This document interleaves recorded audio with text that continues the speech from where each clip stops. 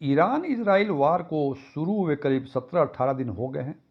Nifty 50 last 17 to 18 days में यानी 28 फरवरी 2026 को ये अटैक हुआ था। तब से कल तक के दिन की यदि बातें करें तो करीब निफ्टी 50 करीब 7% से अधिक नीचे गिर चुका है। अब वो इन्वेस्टर जिन्होंने 4-5 साल पहले चाहे एसआईपी मोड ऑफ इन्वेस्टमेंट के थ्रू या लमसम मोड ऑफ इन्वेस्टमेंट के थ्रू यदि म्यूचुअल फंड में इन्वेस्ट किए होंगे तो उनका कॉर्पस आज भी ग्रीन में है, यानी उनको आज भी फ़ायदा मिल रहा है। लेकिन यदि इसको ठीक से यदि देखा जाए और 15 या 18 दिन पहले के कॉर्पस की तुलना आज के कॉर्पस से करें तो हम देखेंगे कि आज के दिन कॉर्पस करीब 7% के आसपास नीचे आ गया है। तो 15 दिन पहले यानी 20 दिन में ही आपकी कॉर्पस 6-7% के आसपास नीचे आ गया। अब आज की परिस्थिति, ईरान का स्ट्रेट ऑफ हॉर्मुज पे ऑलमोस्ट पूरा नियंत्रण है। यूएस ने इनडायरेक्टली कह दिया है कि स्ट्रेट ऑफ हॉर्मुज वो कंट्रोल नहीं कर पाएंगे और इसके लिए उन्होंने अपने नाटो कंट्रीज़ के जो मेंबर हैं उनको रिक्वेस्ट किया है कि वो आएँ और उनकी सहायता करें। वो स्ट्रेट ऑफ हॉर्मुज जहाँ के 20% से अधिक क्रूड ऑयल जो है पूरे दुनिया का उसी रास्ते से क्रॉस करता है, उस पर नियंत्रण के लिए उनकी सहायता करें। लेकिन सभी देशों ने या तो सीधे रूप से या इनडायरेक्ट वे में ट्रंप साहब को कह दिया है कि भाई वो उनकी सहायता के लिए इस इशू पे नहीं आ पाएंगे। इन सब परिस्थितियों को देखते हुए 17-18 दिन में 7% से अधिक मार्केट नीचे आ गया है। आगे पता नहीं क्या होगा, तो उनको लगता है कि शायद ये कन्फ्लिक्ट जो है ये लंबा चलेगा और लंबा चलेगा तो इसका और नेगेटिव इम्पैक्ट जो है स्टॉक मार्केट पे आएगा और स्टॉक मार्केट पे आएगा तो निश्चित रूप से उसका इम्पैक्ट म्यूचुअल फंड के रिटर्न पे होगा। तो म्यूचुअल फंड इन्वेस्टर्स के मन में एक भय है, उनके मन में एक दुविधा है कि यदि ये लंबा चला, आज तो 7% ही डाउन हुआ है पिछले 20 दिनों में, हो सकता है कि अगले 10 दिनों में वो 20% डाउन हो जाए। तो क्या हमें म्यूचुअल फंड से, चाहे आप एसआईपी मोड में इन्वेस्टमेंट किए हों या लमसम मोड में इन्वेस्टमेंट किए हों, क्या उनको एग्जिट कर लेना चाहिए? आज हम चर्चा करेंगे इसी बात की। मैं डीएम झा, आप देख रहे हैं स्टोन टैक्समैन चैनल। यदि इस वीडियो से आपको कोई नई जानकारी मिले या ये वीडियो अच्छा लगे, इसको लाइक करें, अपने फ्रेंड्स के साथ शेयर करें, कमेंट बॉक्स में यस लिखें। और यदि आपको लगे कि इस वीडियो में ऐसी कोई जानकारी नहीं है जो पहले से आपको नहीं पता थी या ये वीडियो आपको पसंद ना आया हो तो कमेंट बॉक्स में नो लिखें। और यदि आपकी रुचि इन्वेस्टमेंट, खासकर mutual fund investment, direct taxation और बैंकिंग में है और अभी तक आपने मेरे चैनल को सब्सक्राइब नहीं किया है तो मेरे चैनल को सब्सक्राइब करें और ऑल बटन पे क्लिक करें ताकि हमारे सभी नए वीडियो की नोटिफिकेशन आपको लगातार मिलती रहे।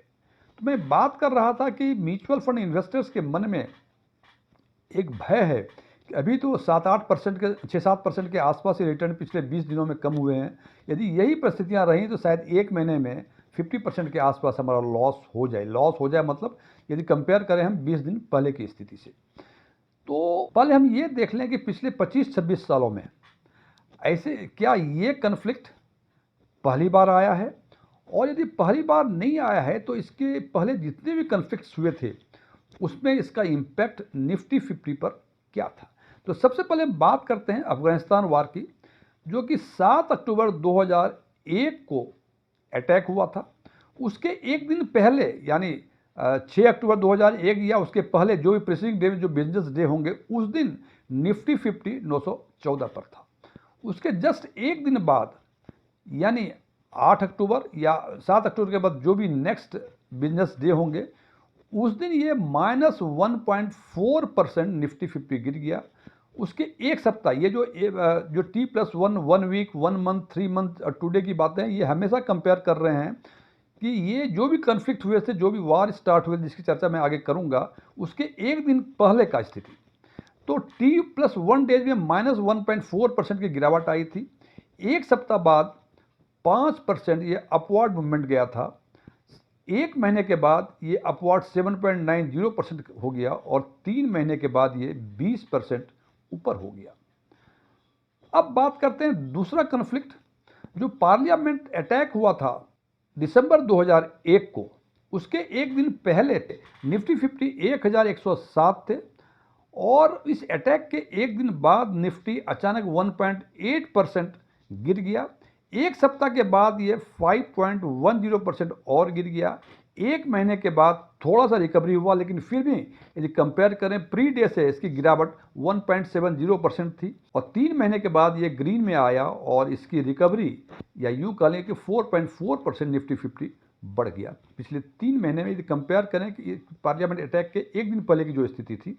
अब बात करते हैं इराक वार की, जो 20 मार्च 2003 को स्टार्ट हुआ था। उसके एक दिन पहले निफ्टी 50 1004 था।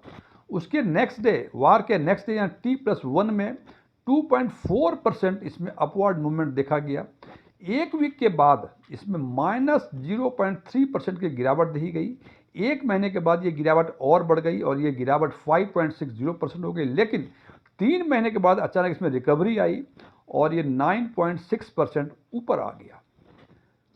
चौथा कन्फ्लिक्ट मुंबई अटैक, जो 26/11 के नाम से सब लोग हिंदुस्तान में जानते हैं, बहुत दुखद घटना थी वो। 26 नवंबर 2008 को मुंबई अटैक हुआ था। उसके एक दिन पहले निफ्टी 50 2654 पॉइंट्स पे था। उसके एक दिन बाद T+1 यानी जिस दिन अटैक हुआ उसके एक दिन बाद मार्केट 3.8% ऊपर आ गया। यदि एक वीक में कंपेयर करें तो ये 2.2% ऊपर था। एक महीने में ये 7.6% ऊपर था और 3 महीने में ये 4.9% ऊपर था। ये सारी तुलना जो हो रही है ये प्री डे, जिस दिन कन्फ्लिक्ट हुआ उसके एक दिन पहले की जो स्थिति थी उससे इसकी तुलना हो रही है। अब उरी अटैक की बातें करें, ये 18 सितंबर 2016 को हुआ था। उसके एक दिन पहले निफ्टी 50 8,799 पॉइंट्स पे थे। उसके एक दिन बाद 0.3% की इसमें बढ़ोतरी देखी गई, लेकिन एक सप्ताह के बाद -0.3% देखी गई, यानी 0.3% की गिरावट देखी गई। एक महीने के बाद ये गिरावट और बढ़ गई और ये 1.20% हो गई और 3 महीने के बाद ये गिरावट और बढ़ गई, ये 7.20% हो गई। अब पुलवामा अटैक और बालाकोट एयर स्ट्राइक की बातें करें। पुलवामा अटैक हुआ था 14 फरवरी 2019 को और उसके रिटेलिएशन ने इंडियन एयरफोर्स ने बालाकोट अटैक किया था 26 फरवरी 2019 को और उसके एक दिन पहले 10,793 पॉइंट्स था निफ्टी 50 का, जो कि एक दिन बाद ये 0.6% की गिरावट देखी गई। एक सप्ताह के बाद ये गिरावट थोड़ी कम हुई 0.01% और एक महीने के बाद अचानक इसमें बढ़ोतरी दर्ज कर गई। ये बढ़ोतरी 5% थी और 3 महीने के बाद ये बढ़ोतरी 3.90% थी। अब बात करते हैं रशिया यूक्रेन वार की, जो 24 फरवरी 2022 को शुरू हुई थी और अभी तक चल रही है। उसके एक दिन पहले निफ्टी 50 17,063 पॉइंट्स पे थी। एक दिन बाद ये गिरावट दर्ज कर गई 2.30 से। एक सप्ताह के बाद और तेजी से गिरावट आई 6.15%। एक महीने के बाद इसमें थोड़ी सी बेहतरी देखी गई, उसमें बढ़ोतरी हुई 0.90% का और 3 महीने के बाद फिर इसमें गिरावट देखी गई, जो कि 5.4% नेगेटिव रिटर्न था इसमें। अब इजराइल गाजा कन्फ्लिक्ट की बातें करें, जो अक्टूबर 2025 में स्टार्ट हुई थी और यदि उसके एक दिन पहले 5 अक्टूबर 2025 की यदि निफ्टी 50 की बातें करें तो 19,545 पॉइंट पे निफ्टी 50 थी। एक दिन बाद गिरावट आई 0.1% की। एक सप्ताह बाद इसमें बढ़ोतरी देखी गई 0.90% की। एक महीने के बाद फिर गिरावट देखी गई 0.70% की और 3 महीने के बाद में काफ़ी स्ट्रॉन्ग रिकवरी रैली देखी गई और ये 11.07% की बढ़ोतरी दर्ज की गई इसमें। पहलगाम अटैक, जो कि अप्रैल 2025 में हुआ था, हमने 21/4 के डेटा के हिसाब से देखा, 21 अप्रैल के डेटा के हिसाब से देखा कि उस दिन निफ्टी 50 24,125 थी। एक दिन बाद 0.80% की बढ़ोतरी देखी गई। एक सप्ताह के बाद 0.72% की बढ़ोतरी थी। एक महीने के बाद 3.19% की बढ़ोतरी थी और 3 महीने के बाद ये 4% की बढ़ोतरी थी। और रिसेंट जो ईरान इजराइल जिसकी चर्चा आज की वीडियो में कर रहे हैं, 28 फरवरी 2026 को ये स्टार्ट हुआ था। उसके एक दिन पहले निफ्टी 50 25,179 पॉइंट थे। उसके एक दिन बाद गिरावट दर्ज की गई 1.24 और उसके एक सप्ताह के बाद गिरावट बहुत तेज़ी से हुई 4.57। और यदि उसके बाद देखेंगे, हालांकि उसका एक महीना नहीं हुआ इसलिए हमने बाकी डेटा को नहीं दिया है, लेकिन उसके बाद ये और गिरा है और अल्टीमेटली आज के दिन में इसमें गिरावट 7.03% की थी।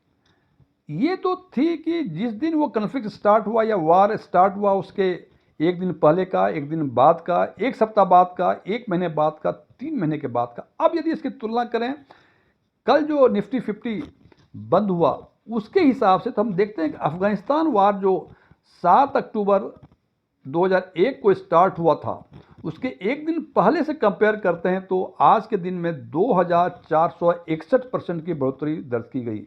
ये जनाब करीब 25.5 वर्षों का डेटा है। इसमें कितने ही ये सारे वार जो हैं इसमें उसके नीचे पार्लियामेंट अटैक और ईरान इराक वार, मुंबई यूरी अटैक, पहलगाम, बालाकोट, जितने तरह के करते सब उसमें कवर हुए हैं। पार्लियामेंट में अटैक जो 2001 में होता उससे कंपेयर करें आज के दिन में 2015 था। इराक वार के कंपैरिजन में 2232%, मुंबई अटैक के कंपैरिजन में 782%, उरी अटैक के कंपैरिजन में 167%, पुलवामा बालाकोट अटैक के कंपैरिजन में 117%, रशिया यूक्रेन वार के कंपैरिजन में 37%, इजराइल गाजा कन्फ्लिक्ट 20% के आसपास, और पहलगाम अटैक जो अप्रैल 2025 में हुआ था वो उसके एक दिन पहले जो स्थिति थी मार्केट वहाँ अभी तक नहीं पहुँच सका है, और आज के दिन में भी ये 2.97% का घाटा इसमें दिख रहा है। और जिस दिन ईरान इजराइल वार स्टार्ट हुआ था 28 फरवरी को, उसके एक दिन पहले से कंपेयर करें तो आज के दिन में मार्केट 7.03% की गिरावट है। यदि इन डेटा को यदि एक नज़र में देखें, हालांकि मैंने यहाँ 10 इंस्टेंस की चर्चा की है, लेकिन 10वां इंस्टेंस जो ईरान इजराइल है, अभी चूँकि 15-20 दिन ही हुए हैं इस कन्फ्लिक्ट को स्टार्ट हुए, तो इसके अलावे बाकी जो 9 इंस्टेंस पहले हैं, यदि उन 9 इंस्टेंस के डेटा को यदि एक साथ देखें तो सबसे पहले हम देखते हैं कि 3 महीने के बाद स्थिति क्या थी। 9 इंस्टेंस में से केवल 2 ही इंस्टेंस ऐसे हैं जबकि 3 महीने के बाद निफ्टी 50 निगेटिव में रहा था। अब वो इंस्टेंस है उरी अटैक का जो 3 महीने के बाद भी 7.20% की गिरावट थी, और दूसरा है रशिया यूक्रेन वार की जहां की 3 महीने के बाद भी ये गिरावट 5.4% का मतलब कि 9 में से 7 ओकेजन्स ऐसे हैं जो कि 3 महीने के बाद ये मार्केट रिबाउंस किया है, और जो प्री डे सेशन थे उससे काफ़ी अधिक ऊंचे 3 महीने में आ गए। जैसे हम देख रहे हैं कि सबसे कम जो है 3.90% ये पहलगाम अटैक और बालाकोट एयर स्ट्राइक का था, जहां 3.90% जनाब 3 महीने में 3.90% अटैक के बाद ये रिबाउंस किया, ये कम नहीं। यदि इसी इक्वेशन को आगे बढ़ाएं तो हम कह सकते हैं कि एक साल में ये 16% की बात, ये निफ्टी 50 की बातें हो रही हैं जहां की सेफ्टी अधिक है और रिटर्न जो है स्मॉल कैप मिड कैप की तुलना में कम है, उसकी बातें हो रही हैं। और सबसे अधिक जो हुआ था ये अफगानिस्तान वार में हुआ था जो कि 3 महीने में ये 20% ऊपर हो गया था। तो इससे एक कंक्लूजन ये निकलता है कि हमें चूंकि 3 महीने अभी हुए हैं तो कम से कम 3 महीने अभी हमें और इंतजार करना चाहिए, और मुझे उम्मीद है कि 3 महीने के बाद, 3 महीने के पहले या 3 महीने तक यदि यही स्थिति बरकरार रही तो मार्केट जो है एक्लेमेटाइज हो जाएगा और वो बाउंस बैक करेगा। दूसरी चीज़ है कि शॉर्ट टाइम में जैसे हमने देखा कि नेक्स्ट डे में 9 ओकेजन में से 5 ओकेजन में जो है नेक्स्ट डे, यानी जिस दिन कन्फ्लिक्ट या वॉर स्टार्ट हुआ उसके नेक्स्ट डे 9 में से 5 ओकेजन में ये नेगेटिव रिटर्न था। और एक सप्ताह की यदि बातें करें तो 9 में से 4 ओकेजन यानी 5 ओकेजन जो था वो नेगेटिव रिटर्न था और 4 ओकेजन जो थे वो पॉजिटिव रिटर्न थे। तो फ्रेंड्स इससे एक कंक्लूड तो कर सकते हैं कि ये कन्फ्लिक्ट या ये वार जो अभी ईरान इजराइल में हो रहा है तो इसका मतलब ये नहीं है कि मार्केट चला गया कभी कुछ नहीं होगा। तो मेरे विचार से कि यदि आप ऑलरेडी इन्वेस्टेड हैं तो इसमें बने रहें, और यदि आपके पास अभी सरप्लस मनी है, यदि आप SIP मोड ऑफ इन्वेस्टमेंट से इन्वेस्ट कर रहे हैं तो कोशिश करें उसको टॉपअप करें, और यदि लमसम मोड ऑफ इन्वेस्टमेंट में हैं और पैसे यदि सरप्लस हैं आपको तो ये अपॉर्चुनिटी है आपको इसमें इन्वेस्ट करने के लिए। किसी भी हालत में ये 3-4 महीने के बाद ये मार्केट बाउंस बैक करेगा, और जितने अभी 7% 8% का घाटा आपको दिख रहा होगा, हो सकता है कि मिड कैप स्मॉल कैप में शायद घाटा अधिक हो, ये बातें हम कर रहे हैं निफ्टी 50 की, शायद मिड कैप स्मॉल कैप में से अधिक हो, तो सारे के सारे जो 3-4 महीने के बाद ये आपको रिकवर कर देगा, और उस टाइम में लगेगा आपको कि निश्चित रूप से ये ईरान इजराइल वार हुआ था, ये एक अपॉर्चुनिटी थी हमें म्यूचुअल फंड में फर्दर इन्वेस्ट करने के लिए।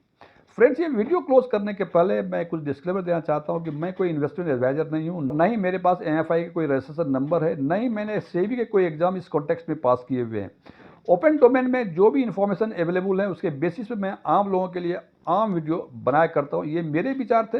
यदि आप मेरे विचारों से सहमत हैं तो कमेंट बॉक्स में एग्रीड लिखें, और यदि मेरे विचारों से सहमत नहीं है तो कमेंट बॉक्स में नॉट एग्रीड लिखें। लेकिन नॉट एग्रीड लिखने के साथ साथ कारण जरूर बताएं, या वो पॉइंट जरूर बताएं जिस पॉइंट्स पे आप हमसे असहमत हैं।